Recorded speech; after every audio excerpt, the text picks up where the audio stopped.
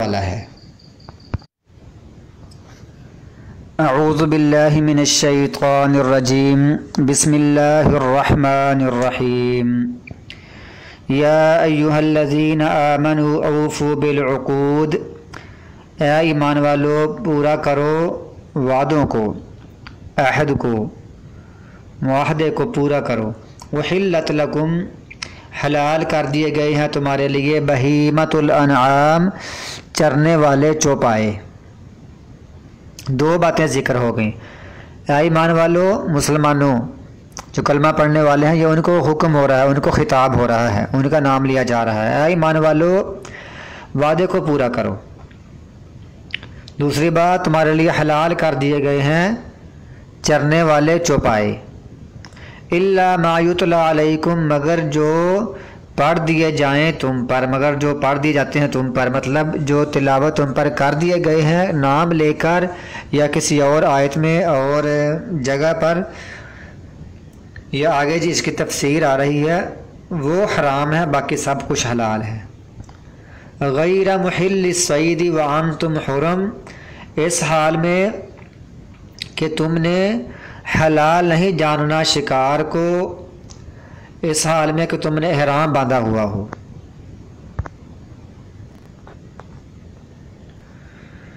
وَأَنْتُمْ حُرُمْ، اس حال میں کہ تم نے احرام باندھا ہوا ہو تو نہ حلال جاننے والے بنو شکار کو۔ ان اللہ، بے شک اللہ تعالیٰ، یحکم ما یرید، فیصلہ کرتا ہے جو وہ ارادہ کرتا ہے۔ صحیح، یعنی شکار کرتے، یعنی احرام باندھے ہوئے تم نے شکار کو حلال نہیں سمجھنا، احرام باندھے ہوئے شکار کرنا حرام ہے۔ اور جب احرام کی حالت میں بھی مکہ مکرمہ پہنچ جائیں یا مکہ مکرمہ حدود حرم کے اندر پہنچ جائیں تو پھر بغیر شکار، بغیر احرام باندھے ہوئے کے بندے کے لیے بھی شکار کرنا حرام ہے۔ یا ایھا الذین آمنوا، اے ایمان والو، لا تحلوا شعائر اللہ، نہ تم بے حرمتی کرو، حلال کرو کا مطلب بے حرمتی کرو، نہ تم بے حرمتی کرو شعائر اللہ، اللہ کی نشانیوں کی۔ اللہ کی نشانیوں سے مراد مطلب قربانی ہے جو حج کے لیے جا رہی ہے، جب ایسے قربانی یہاں ہم کرتے ہیں، یا اس کے ساتھ ساتھ اللہ تعالیٰ کی جو مساجد ہیں، صفا مروہ ہے، کسی جگہ پہ اللہ تعالیٰ کی نشانیوں کی بے حرمتی نہ کرو۔ ولا الشہر الحرام، اور نہ ہی عزت والے مہینے کی بے حرمتی کرو۔ جس مہینے میں جنگ لڑنا منع ہے تو اس میں جنگ کو جائز نہ کرو۔ وہ 4 مہینے ہیں جس میں ایک محرم ہے، ایک رجب ہے، ایک ذی قعد ہے اور ایک ذی الحج ہے۔ ولا الہدیہ، اور نہ قربانیوں کی بے حرمتی کرو۔ ولا القلائد، اور نہ پٹے ڈالے ہوئے جانوروں کی، یعنی پٹے ڈالے ہوئے مطلب اس سے مراد یہ ہے جیسے ہم بعض دفعہ اپنے بکروں کو، اپنے مینڈے کو، یا اپنے کسی بیل کو یا گائے کو یا اونٹ کو جو ہم نہر کرتے ہیں، ذبح کرتے ہیں، تو اس کے گلے میں ایک اچھی سی کوئی پٹکا وغیرہ باندھ دیتے ہیں اس کی خوبصورتی کے لیے۔ یہ سارے لوگ کرتے ہیں، بڑے اچھے وہ جانور لگتے ہیں۔ اللہ فرماتا ہے ایسے جانوروں کی بے حرمتی نہ کرو۔ ولا آمین البیت الحرام، اور نہ ان کی جو بیت الحرام کا، بیت اللہ کا قصد کرنے والے ہیں، یعنی جو حج کرنے جا رہے ہیں، حج کرنے جا رہے ہیں، وہاں جا کر کاروبار بھی کر سکتے ہیں۔ یبتغون فضلا من ربہم، وہ تلاش کرتے ہیں اپنے رب کا فضل و رضوان، اور اس کی رضامندی۔ ان کی بھی تم بے حرمتی نہ کرو، حجاج کو تنگ نہ کرو، حاجیوں کو تنگ نہ کرو، خواہ وہ یہاں کوئی ہماری یعنی یہاں کے کوئی ایجنسیوں والے، ٹریول ایجنسیوں والے، ان کو بھی حکم ہو رہا ہے، اور وہاں جو لوگ کوئی حاجیوں کو تنگ کرتے ہوں گے ان کو بھی حکم دیا جا رہا ہے کہ ان کو تنگ نہیں کرنا، یہ حج کرنے آ رہے ہیں۔ وَإِذَا حَلَلْتُمْ فَاصْطَادُوا، اور جب تم حلال ہو جاؤ تو پھر شکار کر لو، یعنی جب تم اپنا حج یا عمرہ مکمل کر لو تو مکہ مکرمہ سے باہر نکل جاؤ تو پھر تم شکار کر سکتے ہو۔ اسی طرح ادھر مکہ مکرمہ میں کچھ لوگ حرم مکہ مکرمہ میں رہتے ہیں، اور جو مکہ مکرمہ میں کبوتر ہیں، کبوتر چوک میں یا پورے مکہ میں جگہ جگہ پر کبوتر ہیں، ان کو کھاتے رہتے ہیں شکار کر کر کے، پکڑ پکڑ کر۔ یہ سارا گناہ ہے، یہ سارا حرام ہے۔ وَلَا يَجْرِمَنَّكُمْ شَنَآنُ قَوْمٍ،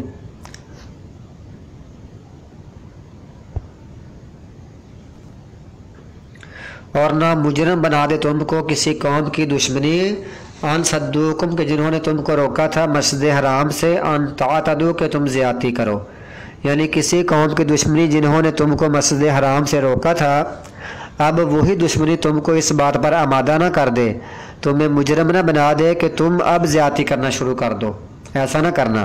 وتعاونوا اور تعاون کرو علی البر والتقوی، نیکی والے کاموں پر اور تقوی والے کاموں پر۔ نیکی ہوتا ہے جو نیکی ہم کرتے ہیں، تقوی ہوتا ہے گناہوں سے بچنا، تو ایسے سلسلے میں تعاون کیا کرو۔ ولا تعاونوا اور نہ تم تعاون کرو علی الاسم والعدوان، گناہ والے اور زیادتی والے کاموں پر۔ واتقوا اللہ، اللہ تعالیٰ سے ڈرو، ان اللہ شدید العقاب، بے شک اللہ تعالیٰ سخت سزا دینے والا ہے۔ حرمت، یہ جو اوپر آیت گزری ہے یہ اس کی آگے تفسیر ہے کہ کون کون سی تم پر حرام کر دی گئی ہیں۔ حرام کر دی گئی ہیں تم پر مردار والدم اور خون، ولحم الخنزیر اور خنزیر کا گوشت، سور کا گوشت، اما اہل بہ لغیر اللہ اور جس پر تکبیر پڑھی جائے غیر اللہ کے نام کی، والمنخنقۃ یعنی غیر اللہ کے نام کی تکبیر پڑھی جائے، یا ہم اس کو کہتے ہیں غیر اللہ کا نام پکارا جائے، یہ کسی غیر کو، اللہ کے علاوہ کسی غیر کو، کسی ما فوق الاسباب، کسی ہستی کو خوش کرنے کے لیے، اس کی رضامندی کو تلاش کرنے کے لیے جو ذبح کیا جائے وہ غیر اللہ ہی ہوتا ہے اور یہ حرام ہے۔ والمنخنقۃ اور گلا گھٹنے والا جانور، جو گلا گھٹ کر مر جائے، وہ مثلاً ہم نے باندھا ہوا ہے تو گلا گھٹ جائے یا کوئی اس کو گلا گھونٹ کر مار دے تو وہ بھی حرام ہے۔ والموقوذۃ اور چوٹ لگ کر مر جائے تو وہ بھی حرام ہے۔ والمتردیۃ اور گر کر مر جائے، گرنے والا، وہ بھی حرام ہے۔ والنطیحۃ اور سینگ لگ کر مر جائے وہ بھی حرام ہے۔ وما اکل السبع اور جس کو درندے کھا جائیں وہ بھی حرام ہے۔ الا ما زکیتم مگر یہ کہ تم اس کو پاک صاف کر لو، مطلب جو درندے کھا جائیں، درندے مثلا تم نے کوئی شکاری درندے اپنے تیار کیے ہوئے ہیں وہ کھا جائیں تو ان کو پاک کر لو، مطلب ان کو ذبح کر لو تو وہ تمہارے لیے حلال ہے۔ اور یہ جو اوپر یہ والمنخنقۃ والموقوذۃ والمتردیۃ والنطیحۃ وما اکل السبع، ان میں سے اگر کوئی مرنے سے پہلے تم ان پر اللہ کا نام لے کر بسم اللہ اللہ واللہ اکبر کہہ کر ان کو ذبح کر لو تو یہ تمہارے لیے حلال ہو جائیں گے۔ اور ذبح کرنے کا وہی معروف طریقہ ہے کہ کسی تیز دار آلے سے اس کی گردن پر چھری چلا کر اس کو ذبح کیا جائے۔ اور بعض دفعہ ایسا ہوتا ہے کوئی ایسا جانور جو قابو میں نہیں رہتا تو اس کو کسی جگہ سے بھی مثلا تیر مار کر اگر وہ گر پڑا، وہ ختم ہو گیا تو وہ بھی حلال ہے تکبیر پڑھ کر۔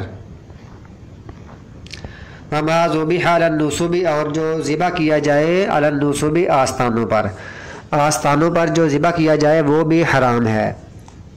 وَأَن تَسْتَقْسِمُوا بِالْأَزْلَامِ اور یہ کہ تم قسمت معلوم کرو تیروں کے ساتھ، تیروں کے ساتھ قسمت معلوم کرنا یہ بھی حرام ہے۔ یہ اس کا معنی یہ بھی ہوتا ہے تقسیم کرنا، تقسیم کرنا تیروں کے ساتھ کہ کسی کو حصہ مل گیا کسی کو نہ ملا، جیسے آج کل لاٹری ہوتی ہے، جیسے وہ لاٹری نکلتی ہے اور نمبر لگتے ہیں، یہ سب چیزیں حرام ہیں۔ ذالکم فسق یہ ساری نافرمانی ہے۔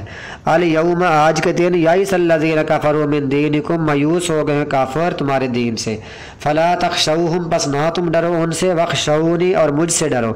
الیوم آج کے دن، الیوم اکملت لکم دینکم میں نے مکمل کر دیا تمہارے لیے تمہارا دین، واتممت علیکم اور میں نے مکمل کر دی تم پر اپنی نعمت۔ یاد رکھیں تاپشتو کا معنی ہوتا ہے میں، اور یہ جو چھوٹی یا ہے اس کا معنی ہوتا ہے میں، میری نعمت یا اپنی نعمت۔ تاپشتو لفظ کے آخر میں لگا ہو اس کا معنی ہوتا ہے میں۔